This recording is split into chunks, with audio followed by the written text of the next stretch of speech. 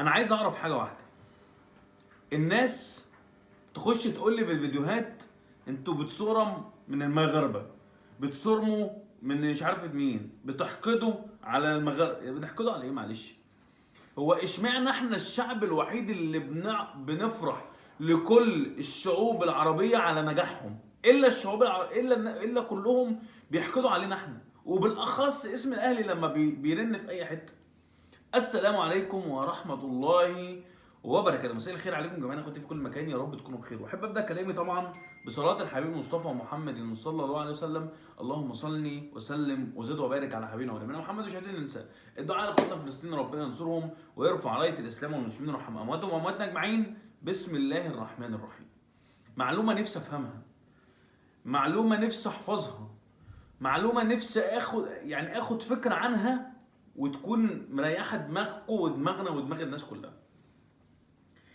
بحس ان الشعب المصري الوحيد اللي بيفرح لفرحه كل الشعوب العربيه. هتقول لي بالاخص، هقول لك لما المغرب وصلت في نصف نهائي كاس العالم، كانت كل الشعوب العربيه ويمكن بالاخص مصر، عشان دي الناس اللي انا معاصرهم وفي الشارع واصحابي وزمايلي واصدقائي، الناس كلهم تقول يا عم ده انا نفسي المغرب تكسب، يا عم ده مفيش حد من صحابي يقول لك لا انا مش الا بعد الاحداث اللي بتحصل. كل حد بتتكلم معاه يقول لك انا نفسي المغرب تكسب، نفسي المغرب توصل لنهائي، نفسي تاخد البطوله.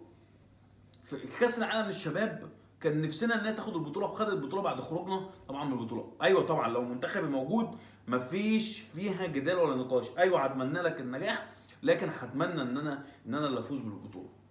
لكن انا بتمنى لك النجاح عادي جدا. على الجانب الاخر تيجي تبص، يعني برضو جماهير مع منتخب مصر، سفير في ماتشات منتخب مصر، عدم تقدير للنشيد الوطني، عدم تقدير لاي حاجه، وعدم تقدير للكيان، واتكلمنا في الموضوع ده كله لكيان منتخب مصر عموما. واحنا عارفين وانتوا عارفين والكل عارف ان احنا من اساسيات الكوره، وان احنا مؤسسين الكوره في القاره ويمكن كمان في العالم، وانتوا عارفين ومتاكدين من ده مليون في الميه. عشان كده ده هو تقريبا سبب الصرم والحقد الوحيد والاوحد اللي عمره ما هتوصلوا ليه. انا مش بتكلم، مش جاي النهارده اعمل فتنه، ومش جاي النهارده اقول لك مين افضل ومين مش افضل، بس انا جاي بفهمك معلومه يعني كويسه جدا.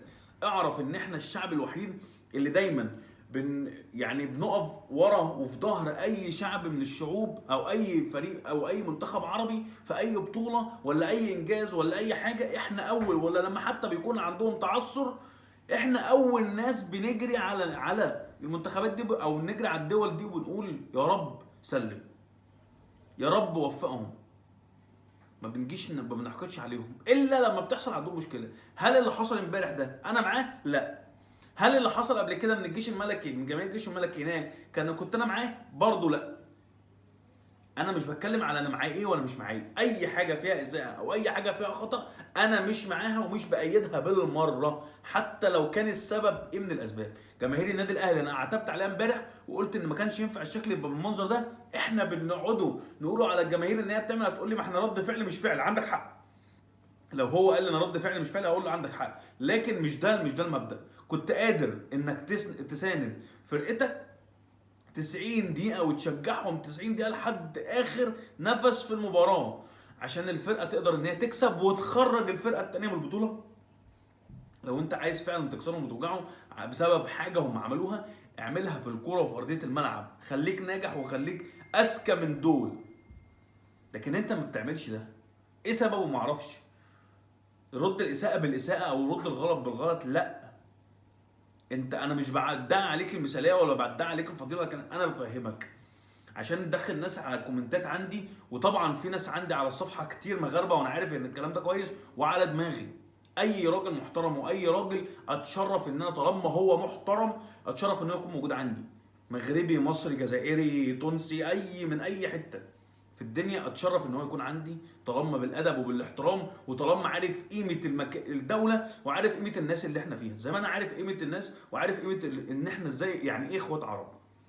الناس بقى اللي بتحب الفتن وتحب بقى تثير البلبله وتحب وتدعي المثاليه، انا مش بدعي مثاليه، انا بقول لك اللي جوايا، اللي انا حاسه واللي انا بتعامل بيه قدام ربنا قبل ما يكون قدامك كبني ادم. قدام ربنا قبل ما يكون قدامك كبني ادم. انا مبدئي واحد. انا من جوايا من ضمن الناس، انا كنت بحب منتخب المغرب، وحتى الان بحب منتخب المغرب، واحب منتخب المغرب ان هو يكون ناجح. لكن لما يبقى في منتخبي او لما بتبقى في دولتي في حاجه، اتمنى طبعا الفوز باي حاجه لمنتخبي، لكن اتمنى لكم التوفيق لا محاله. فعايزكم تفهموا دي. نادي الجيش الملكي بيتقدم بشكوى امبارح في جماهير النادي الاهلي، وان رمي الازايز بيتكلموا على دي. طب انتوا لما كان في رمي سكاكين هل انتوا اتكلمتوا على الموضوع؟ لا، انتوا من ساعه من بعد المباراه وانتوا عمالين شحن ونتكلموا كاف ونشيلوا مش عارفه ايه وعدم المعامله الحسنه، واحنا خايفين نروح يبقى مفيش مقابله مش عارفه ايه، والناس جم في قلب المطار وكان في مقابله وكان في احتفاء ويعني واستقبال تاريخي للبعثه. اظن مفيش افضل ولا اجمل من كده. رغم الاساءه ورغم كل ده حق وواجب اي ضيف يجي عندنا يحصل معاه كده. لكن غريب بالنسبه لنا وغريب ان يحصل كده. احنا بنشوفنا امبارح الجماهير في المدرجات قلنا ياه جماهير رجعت، نفسنا نشوف الجماهير بتستمر. يحصل فوضى زي دي، ايه سببها؟ عارف ان مش كل العقليه هتبقى ستريت، لكن عايز الناس تفهم انتوا عايزين الروح ترجع تاني للكوره، عايزين الروح ترجع تاني للجسد. هترجع روح الكوره والروح التاني وروح الكوره للجسد ازاي؟ واساسا الجسد الحقيقي مش قادر ان هو يوزن يبقى عنده استيعاب للي هو بيعمله. مباراه امبارح انت كنت افضل فيها في كل حاجه، ما كانش عندك حاجه غير انك تكسب بس المباراه وترد الاساءه اللي حصلت في ارضيه الملعب بالكوره، مش بالاساءه زيها. اللي حصل امبارح انا غير ملم بيه، انا غير راضي بيه تماما، ولا اي حد راضي بيه. لكن انا بقول لك الشعوب كلها بتغل مننا وبتحقد مننا ليه معرفش، وبالاخص من النادي الاهلي لانه ملك وزعيم وافضل فريق في افريقيا. لا محاله، مفيش فريق قبله ولا بعده. تقول لي اي فريق هقول لك بيجي موسم يبقى هو من افضل الفرق وبتاع عامل اداء كويس سنه سنتين وشكرا. لكن الاهلي باستمراريه، الاهلي دايما في اي بطوله هو المنافس رقم واحد، وهو الحاصل على البطوله رقم واحد، او هو المرشح رقم واحد. بعد كده يجي اي حد وراه بقى، حط انت رص اي رصه. فنيا احنا مش افضل حاجه، فنيا مستوياتنا مش احسن حاجه، لكن كل الفرق اللي حوالين منك كلهم شبه بعضهم ويمكن اقل منك، بس اللعيبه عندنا ما شاء الله عليهم بغزاله. مباراه امبارح من افضل المباريات للنادي الاهلي، ويمكن افضلهم الشوط الاول زي ما قلت لك. لكن انا بالنسبه لي غريب الاحداث اللي بتحصل، وغريب احداث الجيش الملكي، غريب احداث اللعيبه اللي بتمسك وبتدور على اي حاجه عشان خاطر هم عايزين مشكله وعايزين بلبله. لكن مش هي دي الكوره، مش هي دي المتعه. ما خرجتوش من البطوله، اول فريق هتقابلوه هيخرجكم، واحنا عارفين الكلام ده كويس، لان كنتوا مش افضل الفرق فنيا، بتلعبوا على حته المشاكل وحته البلبله وحته وجع القلب. لكن كوره فنيا لا. وده اللي نتمنى ان احنا نشوفه ملاعبنا في افريقيا كلها ومع العرب كلهم، نتمنى نشوف الكوره بس. سلام.